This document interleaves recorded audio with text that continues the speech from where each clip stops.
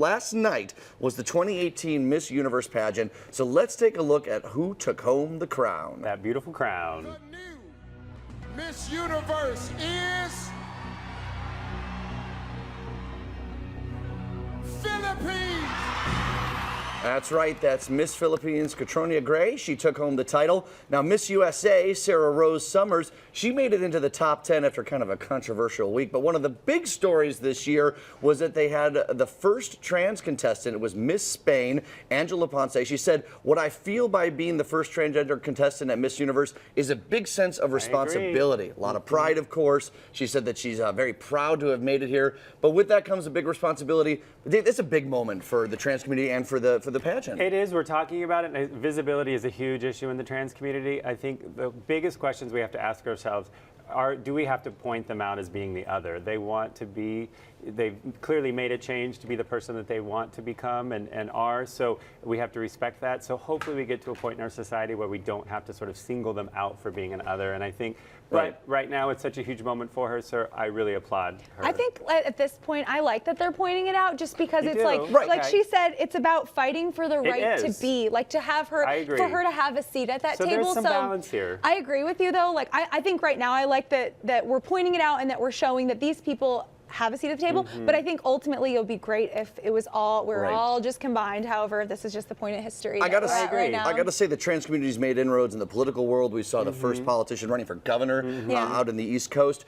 She didn't win, but I mean, it was a huge moment for the transgender community. But I gotta say, when you talk about pageants, the height of what you would consider maybe femininity, I think that's a really big moment for the trans community to be represented in a pageant like that. It's so exciting. And as a model agency, we have a huge responsibility to bring that same person to the table, and we do have trans models at the agency, and we don't necessarily advertise that. So there is this sort of dialogue where we, as somebody in a visual sense, we have to bring everyone to the table. So it's neat to see in a pageant sense, everyone looking so beautiful and so put together.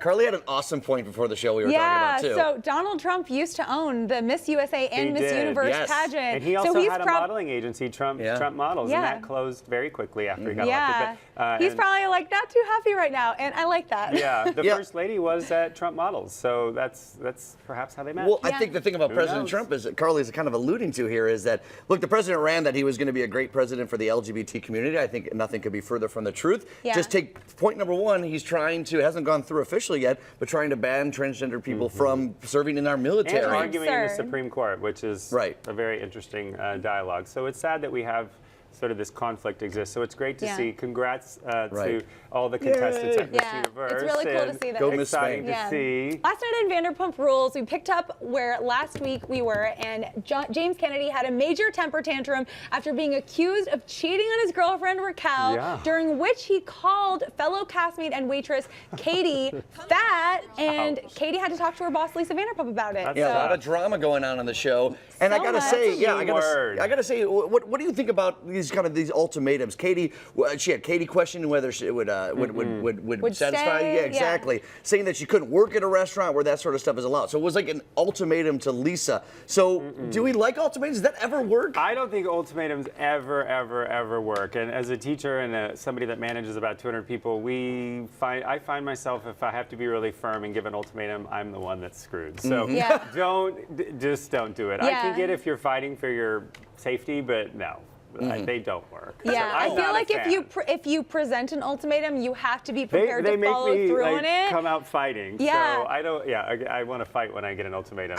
Katie is a particular character. She's had luck with ultimatums before. She gave her now husband an ultimatum before, and that got her a proposal. But it's never the way that I would want to go about getting what I want. I gotta say the ultimatums. Well, I think that they sometimes come from a wrong place. If it is something that serious to you, you need to make sure that you let people know exactly what you feel. So hey. Here's the expectation, and if this doesn't happen, here's what's going to happen. I think that's a fair way of laying out. She was bullied in this situation, so she had to put it out there. I think she did the right thing. They could make a whole episode on this sort of environment in the show. So maybe that's the New Year's Eve special. Well, stay tuned. Find out next week if she leaves or not. Also on Bravo last night, The Real Housewife of Atlanta, they headed for their annual trip, and while they were eating dinner, the subject of Eva's bachelorette party came up. Who was invited? Who wasn't invited? Someone saw it on Instagram, and let's take a look at the clip here because it's really juicy. Why was Nene not invited? Nene, do you feel like that's weird? Well, am I in the hot seat? No, you're not in the hot seat. No, we're just having a conversation. It just seemed weird that Portia would be invited and Nene not invited. And then purposely not invite Nene. Nene has 7,000 things going on.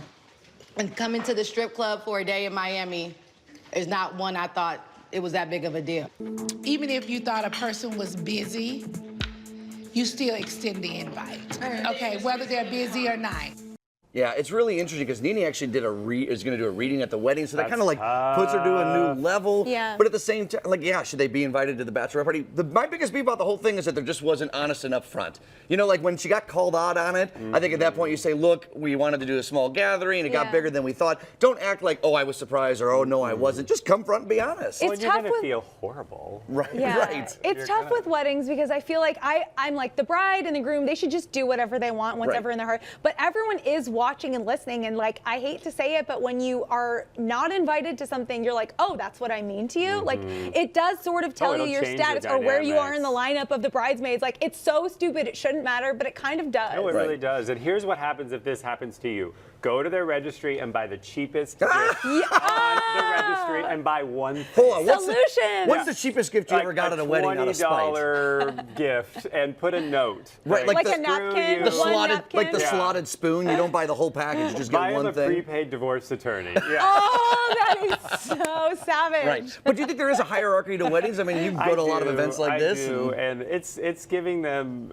I don't think they're going to be friends very Right. close Yeah. after that. I mean, you sort of. I think a wedding is a perfect example of who you really want in your life. Yeah. So again, buy the cheapest gift on the registry and buy one of them. So is Yeah. snubbing someone from a bachelor or a bachelorette party, is that an indication of where you are as a friend? I Yeah, think so. absolutely. You're lower on the Yeah. totem pole. They don't It's want just weird to spend- be involved in the wedding and not be involved in the bachelorette party. Right. Yeah, I don't know. Maybe there is an interesting hierarchy when it comes to Yeah. weddings. All right, David, thank you so much You're for coming on welcome. by Thanks for having today. me today. Happy holidays, Come back and everyone. hang out with us I love you anytime. all. Right, We'll so see you write soon. nice letters you said in the Write six and buy gratitude cheap letters. wedding gifts. Exactly. Perfect. You're the best gift Words of giver wisdom. everywhere.